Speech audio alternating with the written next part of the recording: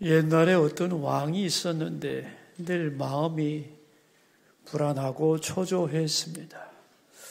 어떻게 하면 내 마음이 좀 평화로워질 수 있을까 고민하던 왕은 그 나라의 화가들에게 명령을 했습니다. 내가 보고 평화를 느낄 수 있는 그림을 좀 그려오라고. 그래서 많은 화가들이 나름 있는 힘을 다해서 평화를 느낄 수 있는 그림을 그려왔습니다. 그 중에 최종적으로 2개의 그림이 후보로 올라왔습니다. 첫 번째 그림은 멀리 고요한 호수가 보이고 눈앞에는 맑은 시내가 졸졸 흐르고 그리고 거기서는 양떼들이 넓은 초원에서 풀을 먹고 즐기고 있고 한쪽에서는 아이들이 뛰어노는 그리고 하늘에는 흰 구름이 몽실몽실한 아주 고요함과 평화가 절묘한 조화를 이룬 아름다운 그림이었습니다. 왕은 그 그림을 보더니 미소를 지었지만 조금 후에는 그 자리를 떠났습니다. 그 그림이 왕에게 진정한 평화를 주지 못했기 때문입니다. 두 번째 그림 앞에 선 왕은 그냥 지나치려고 하다가 다시 돌아와서 그 그림을 자세히 들여다보기 시작했습니다. 바다 한가운데 큰 바위가 솟아있는데 하늘에는 먹구름이 가득하고 성난 파도는 그 바위를 사정없이 몰아치는데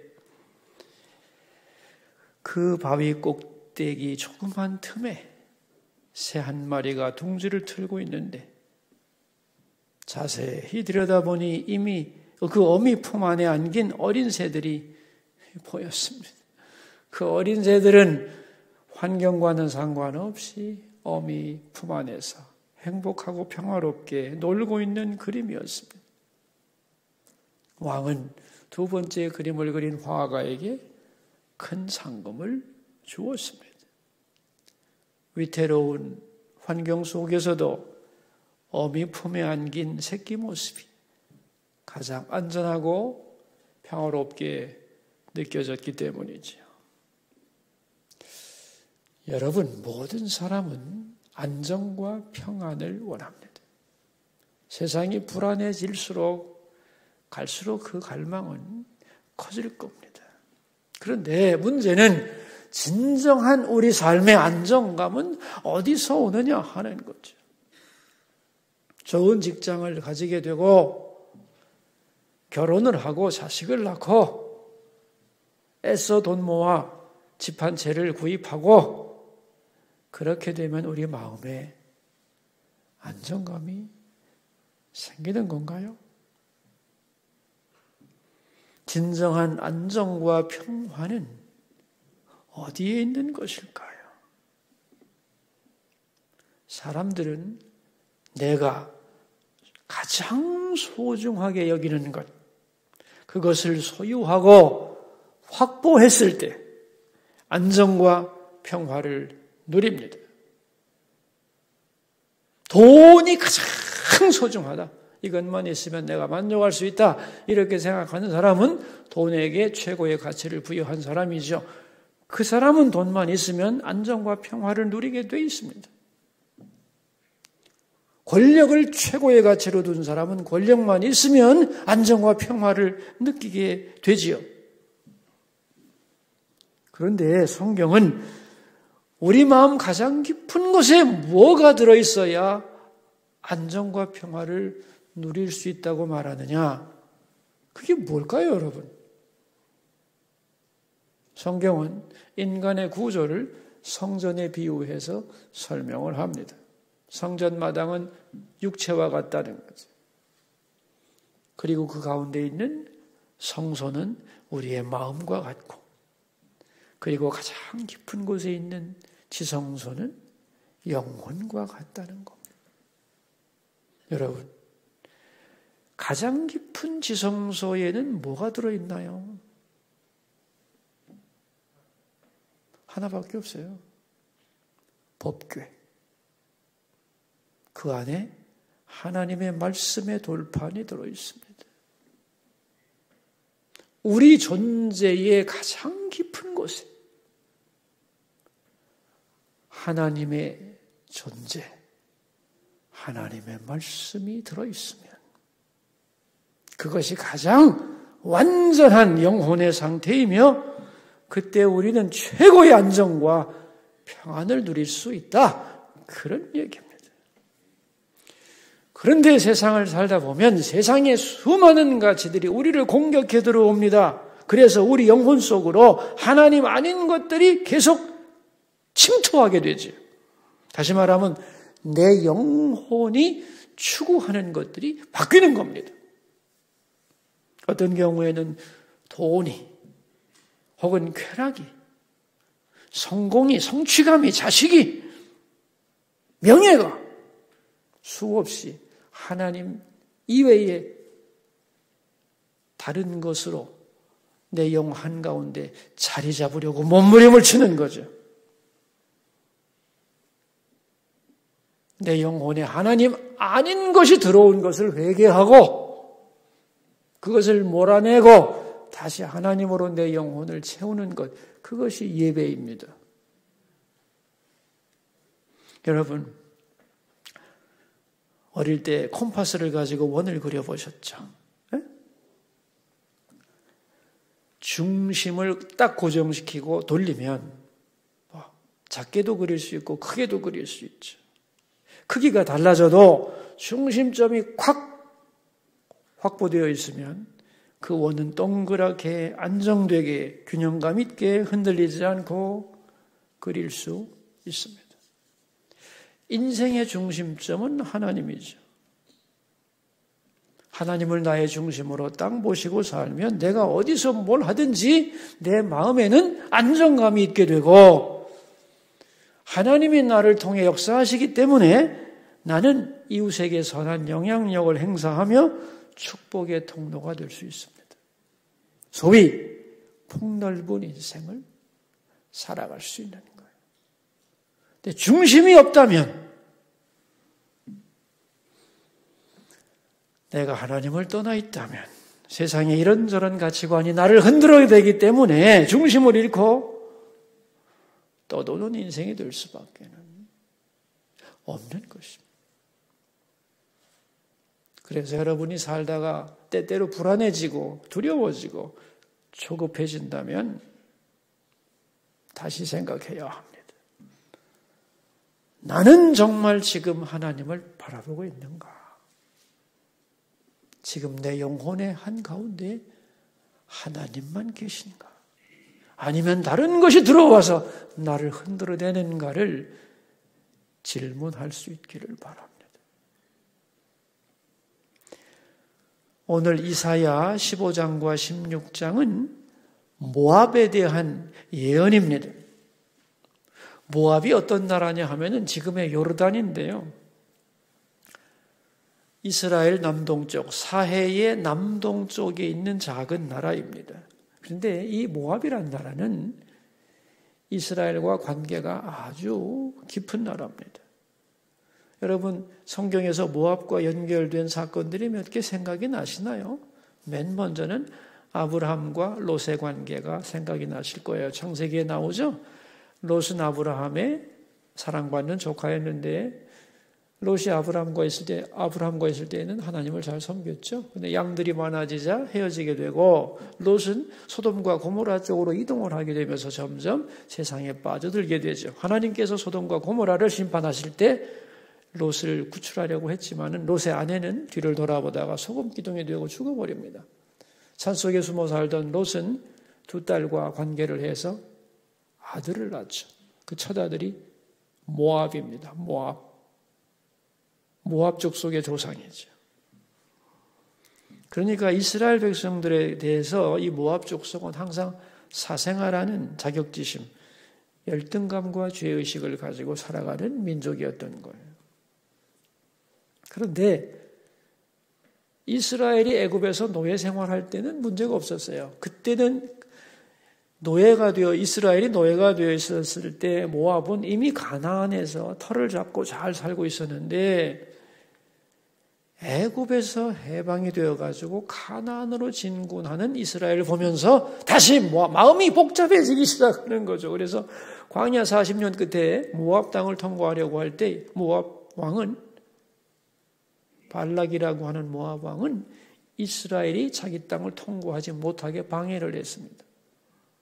그리고 발람이라는 선지자를 초대해서 이스라엘을 저주하게 만들었잖아요. 근데 실패하자 우상숭배와 음행을 통하여 이스라엘 24,000명을 죽게 만든 게 모압입니다. 그만큼 싫어했던 거예요.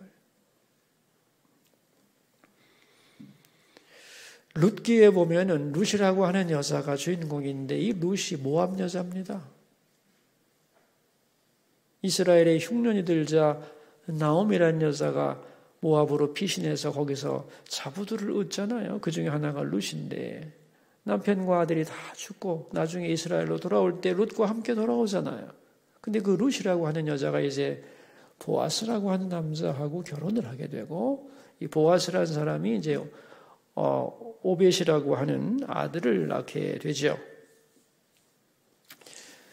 그래서 룻의 아들이 오벳인데 그 오벳의 아들이 이새이고 이새의 아들이 다윗입니다. 그러니까 다윗 왕이 모압의 혈족이에요.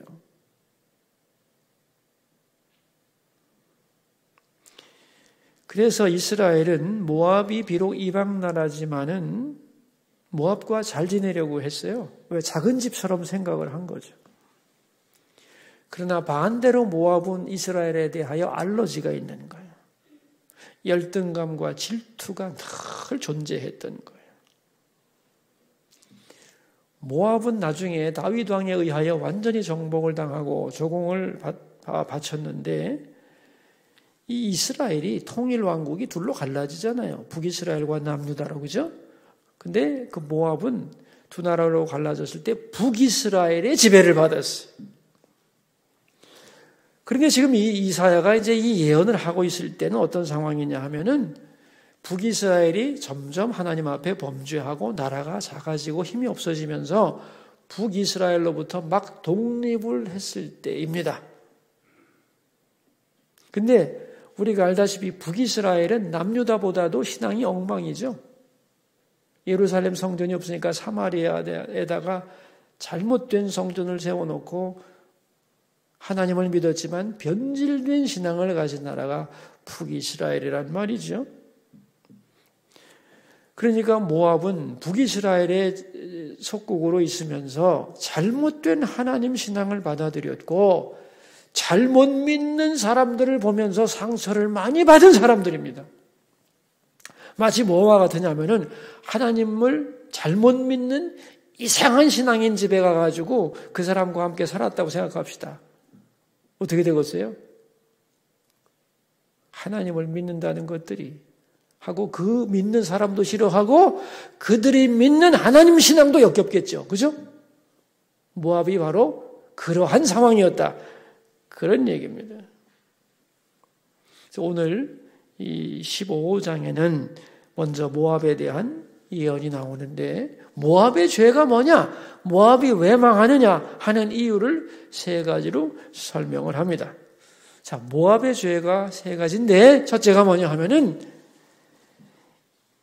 이 이스라엘이 어려운 일을 당할 때 너무너무 좋아하는 겁니다.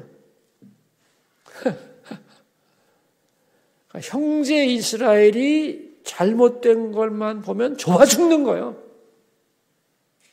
그들이 망하는 것이 자기가 성공하는 것처럼 생각하고 질투심 때문이겠죠. 이스라엘이 고난받고 망하는 걸 너무 좋아하는 죄. 그 못된 마음을 가지고 있었다는 거예요. 두 번째는 뭐냐 하면은 철저한 우상숭배였습니다.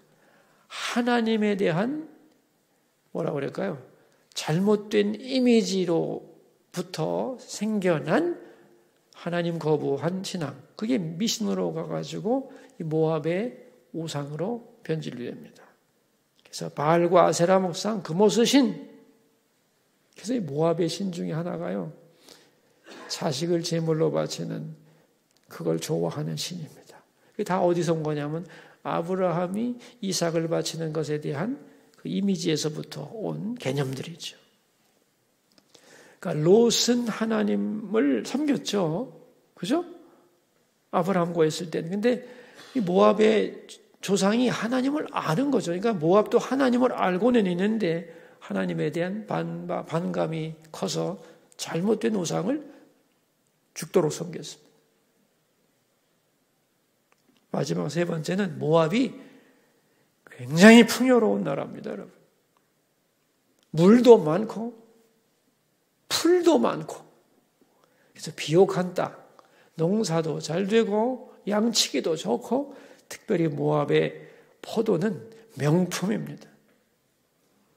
그러니까 하나님이 그들에게 풍요한 물질을 주셨는데 그 물질 가지고 좋은 일을 못하고 오히려 더 타락하고 망가지는 그런 죄를 지었습니다. 그래서 하나님은 이러한 죄로 인하여 모압을 심판하시겠다고 하시면서 15장 1절을 보면 뭐라고 그랬느냐? 15장 1절입니다. 모압에 관한 경고라. 하룻밤에 모압 알이 망하여 황폐할 것이며 하룻밤에 모압 기르가 망하여 황폐할 것이다. 알과 기르라고 하는 두 도시가 나오죠. 모압의 가장 큰 두 도시가 하룻밤에 망한다는 거예요. 그러니까 모압이 가지고 있는 것이 많고 우리 생각에도 아이고 내가 가진 게 얼마나 많은데 믿을 것 많지만 여러분 하나님이 확 불어버리면 하룻밤입니다. 그런데 모압을 향하여 이렇게 때문에 심판한다고 말하면서 16장에서는 그러나 너희들에게 구원의 길이 존재한다고 구원의 방법을 설명해 줍니다. 그것이 오늘 우리가 읽은 16장 1절에서 5절의 내용입니다. 자, 구원의 방법이 있는데 그 첫 번째 길이 있다. 그게 뭐냐? 16장 1절입니다. 같이 봅시다. 너희는 이 땅 통치자에게 어린 양들을 들이되 셀라에서부터 광야를 지나 딸 시온산으로 보낼지니라 그랬어요. 이 땅의 통치자들에게 뭘 드리래요? 어린 양을 드리라는 거예요. 이 땅의 통치자는 누구냐 하면은 가까운 말로는 유다의 왕을 말하는 거예요. 좀 더 큰 의미로는 이 땅의 통치자인 하나님께 그런 뜻이에요. 근데 어린 양을 바치라는 거예요. 어린 양. 근데 어린 양은 하나님께 제사 드리는 제물이거든요. 근데 그걸 어디로 가져오라고 그랬느냐? 어디로 가져오라고 그랬어요? 네? 시온산으로 가져오라고 그랬어요. 시온산이 뭐냐 하면은 예루살렘 성전이 서 있는 산이 시온산이에요. 다시 말하면 시온산 그러면은 하나님의 성전을 생각하고 하나님이 계신 곳 이런 뜻이에요. 그러니까 이게 무슨 말이냐면 너희들은 살기 위해서는 뭐 하라는 거예요? 하나님께로 제물이 되는 어린 양을 갖다 바치라는 거예요. 그죠? 제사를 드리고 하나님을 섬기라는 거예요. 그런데 왜 이제 이것이 구원의 길이 되느냐? 여러분 한번 생각해 보세요. 옛날에는 조공을 바치면 조공을 드리는 나라와 받는 나라가 다 무역을 하게 되어 있습니다. 조공을 받고 가만히 있는 게 아니거든요. 그에 상응하는 것을 줘야 돼요. 그래서 이 교류가 일어나게 되는데 우리가 그러니까 모압이 유다의 조공을 바치게 되면은 그 유다의 문물이 들어오게 되고 그와 함께 하나님에 대한 지식도 들어오게 되는 거예요. 그러면서 하나님의 말씀을 듣고 율법을 배우게 되어 있어요. 그러니까 조공을 바치면서 정치적으로 연대하면서 보호를 받고 동시에 하나님의 은총을 힘입는 하나님의 날개의 그늘 아래 보호를 받게 된다는 거예요. 너희들은 지금 이스라엘로부터 독립을 해가지고 혼자 있는 게 좋은 것 같지만 아니라는 거예요. 혼자 있으면 그 작은 모압이 다른 나라의 밥이 된다는 거예요. 그러나 유다에 속하게 되면은 하나님이 유다를 보호하시기 때문에 유다와 연결된 너희들도 보호를 받아서 다른 나라도 모압 너희들을 함부로 공격하지 않게 되고, 그래서 정치적인 안정을 가지게 되는 동시에 하나님께 예배드리면서 신앙을 갖게 되고 하나님의 은총 가운데 안전하게 살 수 있는 거다. 그러니까 하나님은 너희들을 하나님의 백성 유다에게 속한 사람으로 거기에 편성해서 복을 받게 하는 게 너희들을 향한 뜻이다. 그러니까 그 뜻을 겸손히 받아들이면 안전하고 평화롭게 살 수 있다. 그런 뜻이에요. 그런데 만약에 그렇지 않으면 하나님의 성전에 양떼를 드리고 조공을 바치며 그 나라와 연합하지 않으면 어떻게 될 것이냐? 그게 2절 말씀입니다. 16장 2절. 모압의 딸들은 아르논 나루에서 떠다니는 새 같고 보금자리에서 흩어진 새 새끼 같을 것이다. 이 모압의 딸들, 그러면 모압의 여자들만 말하는 게 아니라 모압의 백성들을 다 가리키는 말이에요. 여기 아르논 나루에서 그랬는데, 이 아르논 나루가 뭐냐면은 모압에 있는 강의 이름이에요. 그 나루터에는 어부들이 고기를 잡고 버린 물고기들이 많았는데 그걸 먹기 위해서 수많은 새들이 그 나루터에 가득히 몰려 다니곤 했습니다. 그런데 네가 시온산에 있는 하나님의 성전에 제물을 드리고 하나님을 섬기고 하나님을 붙잡고 살지 않으면 너와 네 백성은 어떻게 되느냐 하면은 나루터에 날아다니는 철새처럼, 그리고 보금자리를 잃어버린 새끼 새와 같이 끝없이 방황하는, 중심점을 잃고 방황하는 떠돌이 인생이 될 거다. 그런 얘기입니다. 자, 왜 이런 얘기를 하냐면은 모압의 특성 때문이에요. 그 모압은 육지의 한가운데 있는 나라예요. 다시 말하면 국경선에 바다나 큰 강이나 높은 산이 있으면 보호를 받을 수 있잖아요. 그죠? 다른 나라로부터 뭔가 천혜의 방어벽이 있으면 뭔가 안정이 될 수 있는데, 이 모압은 육지 한가운데 있는 나라이기 때문에 적들이 맘만 먹으면 아무 데서나 다 공격할 수 있어요. 다시 말하면 모압은 사통팔달 통하는 한가운데 있는 나라이기 때문에 외풍을 엄청나게 탈 수 있는 그러한 나라라는 거예요.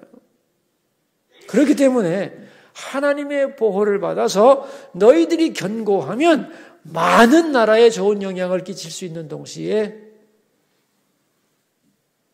중심점을 잃어버리면 모든 나라의 가치관이 너희들에게 무분별하게 들어오기 때문에 너희들은 중심을 못 잡고 떠돌이 삶을 살 수밖에 없는 그러한 특징을 가지고 있었다는 거예요. 그러니까 너희들이 떠돌이가 되지 않으려면 너희들의 중심에 하나님을 모시고 그 은혜의 날개 아래서 살아야 한다는 것이에요. 자, 두 번째 구원의 길은 무엇이냐 하면은 4절인데 16장 4절을 보도록 하겠습니다. 나의 쫓겨난 자들이 너와 함께 있게 하되 너 모압은 멸절하는 자 앞에서 그들에게 피할 곳이 되라. 대저 도색하는 자가 망하였고 멸절하는 자가 그쳤고 압제하는 자가 이 땅에서 멸절하였으며. 그래서 여러분 뭐라고 했냐면 나의 쫓겨난 자들이 그랬잖아요. 그런데 이들이 북이스라엘로부터 독립을 하고 바로 북이스라엘이 망했어요. 아수르에 의해서. 그러니까 북이스라엘은 산산조각이 나면서 그 백성들은 다 사방으로 쫓겨다니게 됐어요.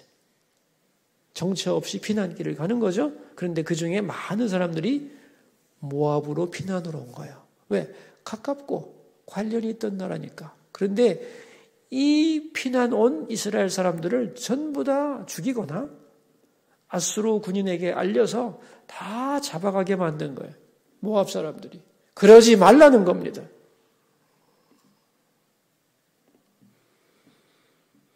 쫓겨난 자들을 보호해주고 숨겨주고 잡혀가서 죽게 하지 말고 피난처를 제공하고 형제로 여기고 도와주라는 거예요. 그러면 하나님이 갚아주겠다는 거예요. 그래서 살 거라는 거예요. 그런데 모압은 어떻게 했느냐? 결과 6절입니다. 우리가 모압의 교만을 들었나니 심히 교만하도다. 그가 거만하며 교만하며 분노함도 들었거니와 그의 사랑이 헛되도다. 그들은 교만하고 분노하고 자랑했습니다. 하나님의 말씀을 거역하고 교만했습니다. 그리고 우리가 받은 상처가 얼마나 큰데 그러면서 분노했습니다. 그리고 우리는 쉽게 망하지 않는다고 자랑했습니다. 그래서 하나님이 뭐라고 그랬느냐? 너희들 그따위를 하면은 14절에 나옵니다. 14절, 16장 14절. 이제 여호와께서 말씀하여 이르시되 품꾼에 정한 해와 같이 3년 내에 모압의 영화와 그 큰 무리가 능욕을 당할지라 그 남은 수가 심히 적어 보잘것없이 되리라 하시도다. 3년 내에 모압은 망한다.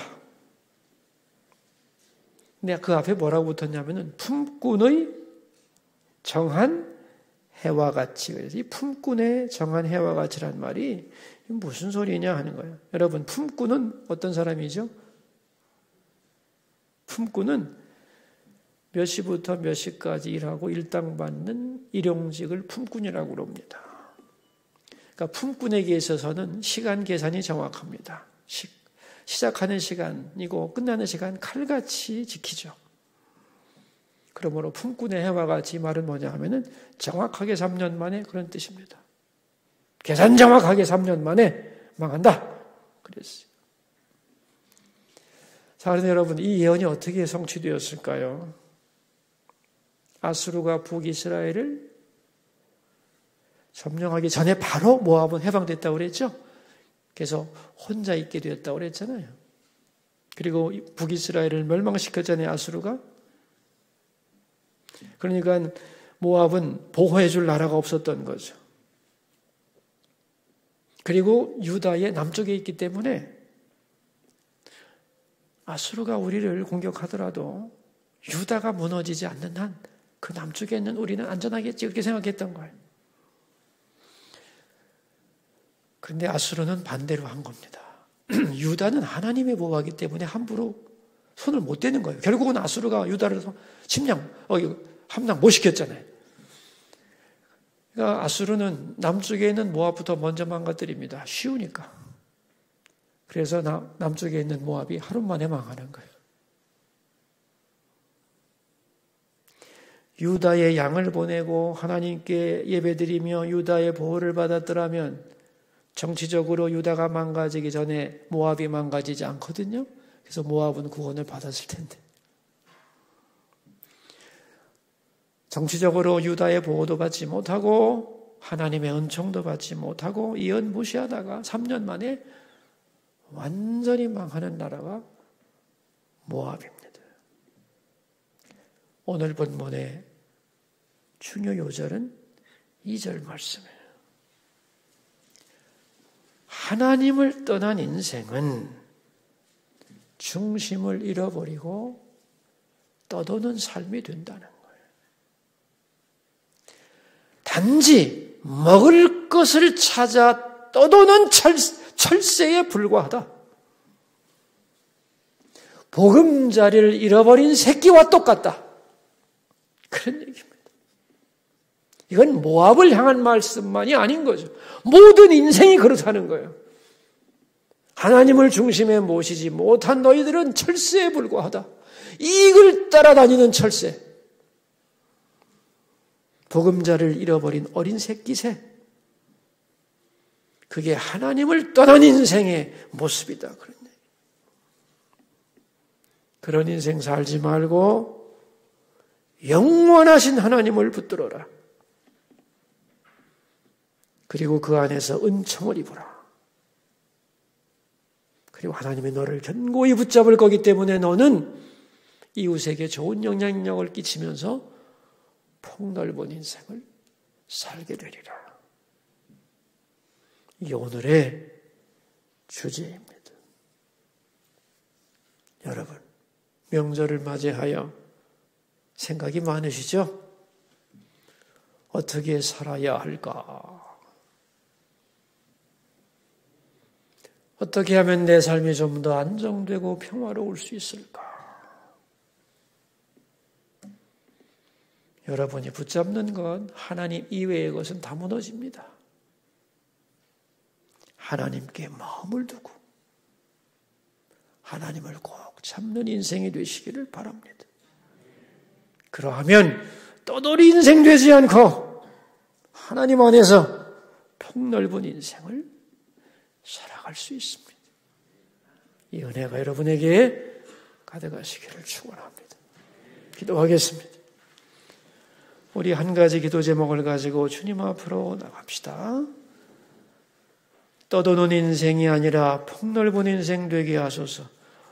하나님을 중심으로 하여 하나님을 꼭 붙들고 살아가는 폭넓은 인생 되게 해 주소서.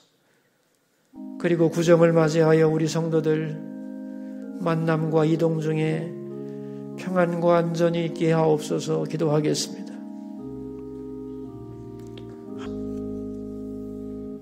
하나님 아버지, 하나님을 떠난 인생은 스스로 견고할 수 있다고 하는 것을 붙들어 봤자 그것마저 다 뽑혀서 없어지는 것이고, 그래서 하나님 떠난 인생은 철새와 같이 중심을 잃은 떠돌이 인생이 된다고 하였습니다. 맞습니다. 이제 우리는 인생의 중심이 되시는 하나님을 꼭 붙잡고 주님으로 내 마음을 채우며 하나님의 은총의 날개 아래 살아가는 안전하고 평화로운 삶이 되도록 도와주시고, 하나님 안에서 이웃을 섬기며 사는 폭넓은 인생 되게 해 주시옵소서. 존귀하신 예수님 이름으로 기도하옵나이다. 아멘.